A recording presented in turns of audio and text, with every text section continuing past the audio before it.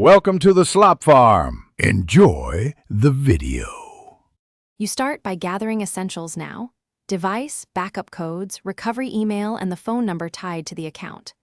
Once done, make sure the Authenticator app is accessible offline. This prevents delays when providers ask for a code. You should also note recent activity, last login date, and device model, because providers verify ownership with specifics.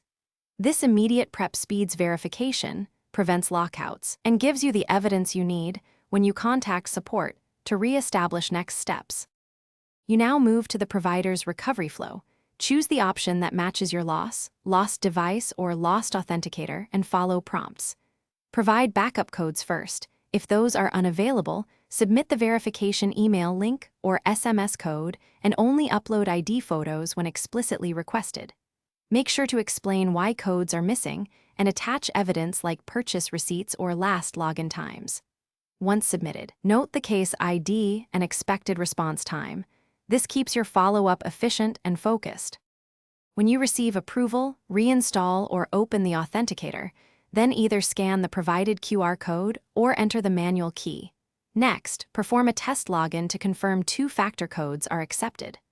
Once access is restored, immediately revoke the lost device, update recovery email and phone, and generate new backup codes for safekeeping.